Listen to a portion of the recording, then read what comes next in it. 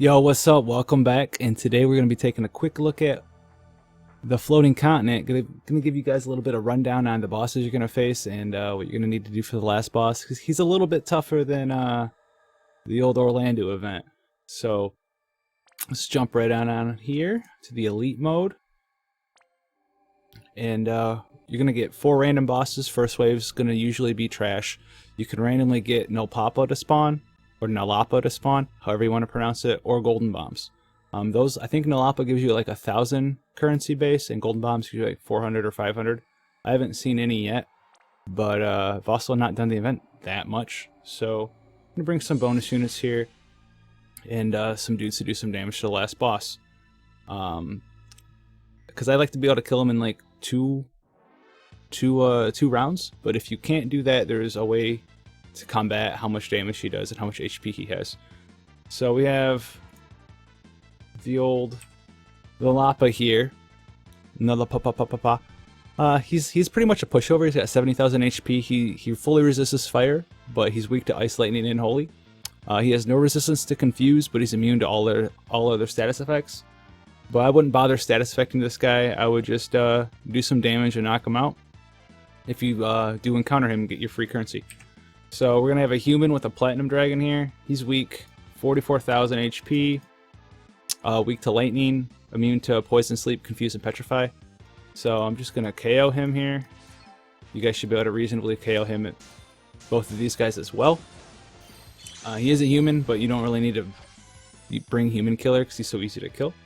So the next guy we're gonna run across here should be Gigantos, who is also a human. He's got 220,000 HP, no elemental resists. He's immune to petrify, but you can do anything else you want to him. So if you're at a point where you can't like run through these bosses and doing a bunch of damage to them all, you can totally just bring like Zon or a friend Zon if you really need to, and fill all your bonus units up with, or bring a bunch of bonus units yourself.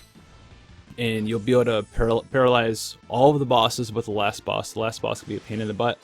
And he's actually some dude you need to fight straightforward. It's a more straightforward encounter. There's no real cheese to it. So now we have Apocrypha. He's a demon, 180,000 HP. He's not immune to any statuses, and he's not resistant to any elemental effects. So shouldn't be too hard of an encounter. You cast like some magic and stuff. Like traditional, if you have to fight him as an actual fight, just go right on ahead and break him, put up your defenses, and he shouldn't cause you too much of a problem. So you can get the dragon here instead of Behemoth. There are a couple of dudes that just like randomly show up. So I didn't get the dragon this time, I got Behemoth. But the dragon's a dragon. He's weak to lightning. He's immune to petrify, poison, sleep, and blind, but not paralyze. So you can paralyze him if you want. He doesn't have that much HP. And he shouldn't cause you that many problems. So that's the dragon. Then we have Behemoth, who is a beast, 280,000 HP. You can osmose all of these guys for longevity during the fight if you really need to when you're grinding. If you're like fairly new to the game, or you know, you're not like ridiculously strong, or you're trying to bring a bunch of bonus units. So he's immune to petrify, not paralyzed. Again, no elemental resistances. Beast Killer will help you kill him because the last boss is also a beast, so Beast Killer will be super helpful in killing the last boss, and will make it so you can probably OHKO this guy without much effort. So now we have Ultima Weapon. So this guy, he is vastly different than any of the other guys in this little encounter. He has 550,000 HP, way higher, more than double of anyone else. 400 MP, so you can use him as an MP battery with Osmos or Duskblade or anything like that you may have. He has no elemental resists, and he's not weak to anything elemental wise. So you're free to do whatever you want elemental wise to him. He's immune to all status elements except for paralyze, but he might as well be immune to paralyze because he's 90% immune to paralyze, 90% resistant to paralyze. So even if you have someone like Zon on your team with his 100% paralysis move, it's going to be like 10%. So this guy's a pain in the butt. And if you can't kill him in a couple of rounds, he'll probably wipe you if you're just going full offensive. So keep an eye out for that, because these moves hurt and hit like a truck. He can use multiple moves a turn. I think he uses like 2. We'll see in a second. But he has Blaze, single target 160% fire damage. Flare, 200% single target fire damage. Lowers your water resist, but I don't think he actually has a water move, so I don't know why that's part of his kit. Flare Star, 200% AoE ignore fire damage, or ignore magic defense. So that sucks. And it's hard hitting and it's AoE. Then he can gather great power, which gives him a minor defense and spirit buff, not that big of a deal. And then full power is just 180% single target physical damage attack. The first half of the fight, he'll primarily use Blaze and Flare, and then he'll unlock Flare Star to use later on. So as you can see, most of his moves are fire damage, so if you cannot kill him really fast, bring a bunch of fire resist, bring Minfilia, boost your fire resist up, boost your magic resist up. Try to fit as much of that utility into team comp that you can build as you can, while still bringing the ability to carry as many bonus units with you as possible, so you can get the fish bonuses, because we all like fish. Celeste likes fish. So does Sid. But, so that's not all of his moves. He's got more. He has Quake, 150% AoE earth damage.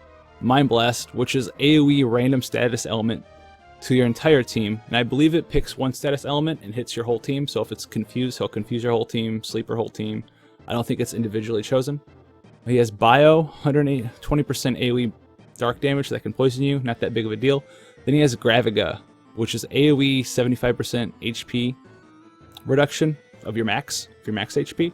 And I mention this because if you're actually trying to fight this unit, you don't want Carbuncle on your healer, because Carbuncle will lower your dark res, and the way that the game calculates resistances and gravity attacks, it'll actually hit you for 150%. No, maybe it's not 100.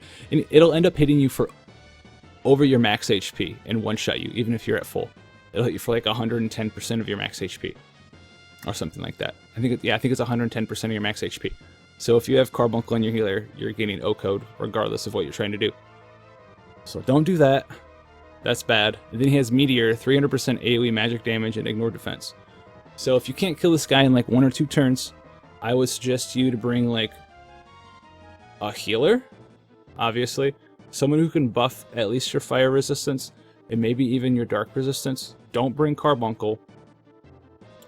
And maybe, if you absolutely need to, bring a tank, but most of his stuff that he does is AoE anyway, so a tank's not that big of a deal. Maybe use that slot for one of your bonus units. But like Minfilia is great if you have her, obviously. Like Refia, Y'shtola, Santa Rosalia, any of the top 2 healers like Luca. Bring all of those. Those are amazing. You're gonna want one if you're actually duking it out with this guy. Bring like Bar Sonra, I guess, to cover Quake. Bring as much fire resist gear as you can. Bring a breaking unit, because you can break his stats, you can break his magic, which is primarily what you're trying to do. And then don't equip Carbuncle, because your healer's going to get wrecked. So don't do those things, and do some of the other things you want to do. But you want to make a team comp where like you have maybe someone that does damage, someone to buff your resistances, someone to heal you, and then bonus unit, and then either a strong friend, if you need another strong friend, or a friend unit that is a bonus unit, so you can get more currency. Because ideally, that's what you're trying to do here, right? Trying to get them fish. Get them fish. So, I'm not going to be able to one-shot him. I can kill him in 2 turns, I believe. So, these other units that I have are just going to get wrecked, unless he decides to be super nice. Huh, yep. So, he did 4 moves there, right? 4 moves, and he was nice to me. One of his moves was Gathering Power, and the other move was just a single target physical attack.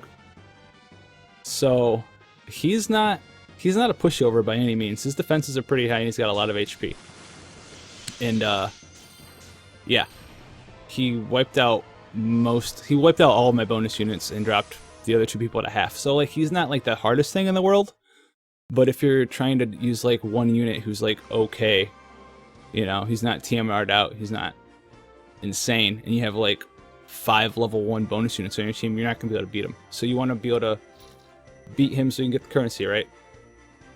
But that's the overview of this event.